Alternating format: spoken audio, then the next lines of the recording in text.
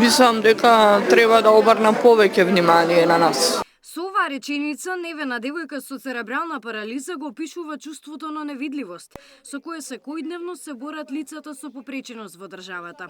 На меѓународниот ден на лицата со попреченост, овие лица потсетуваат дека нивното прифаќање во општеството не е привилегија, туку обврска на сите. Немам друштво.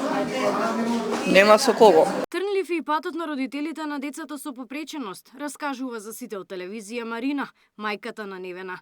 Предрасудите и стереотипите се дел од нивното секојдневие. Нас последно што ни се случи, со децава се договоривме, бевме на пица, во пица ресторант и баш ја направивме славна, ја објавивме на Facebook, додека ние седевме на масите и се дружевме, се смеевме, онај сопругот ги завртеа столиците вака, гледаат во децава као не знам што да се случува.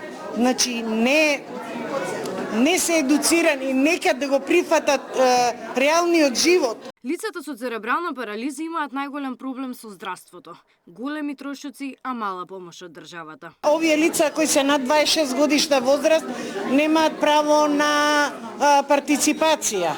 Значи, тотално се избришани од системот. Пример едно, ова церебралната парализа е со комбинирани пречки, има и слепост, и глувост, и наглувост и све. Сега, тие апаратчиња што следуваат за ушите се даваат на 5 години. Меѓутоа, не е само најфиното или најниската цена да се одбере.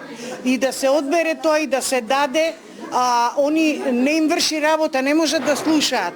А доплатата е премногу голема. Значи, ние доплаќаме и за помагала, за колички. На меѓународниот ден на лицата со попреченост се одбележи 20 годишнината од отворањето на првиот дневен центар со церебрална парализа. Тука ми е прекрасно, тука ми е најубаво. Да, се дружите? Да, и да биде вака секој ден. Имаше многу пријателчиња. Да, многу. Присутен беше и скопскиот градоначалник, кој најави континуирана поддршка на овој дневен центар.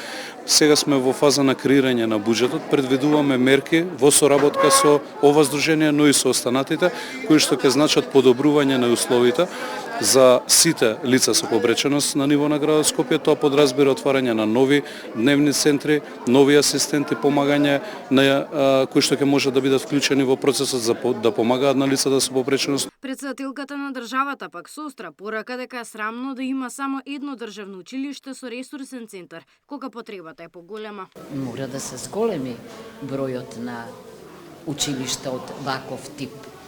Бидејќи гледаме дека овде имаме ги останатото и дом во кој што значи доаѓаат лицата од внатрешноста на државата. Ама доколку има повеќе, во повеќе градови, тогаш е полесно и за семејствата, ама има и за самите ученици. Во партен изографски годишно има околу 50 деца. Директорката вели дека најголемиот предизвик што го имале е надминат, поради тоа што од оваа учебна година од ресурсен центар прераснале во државно средно училиште. Габриела Лескова, Сител телевизија.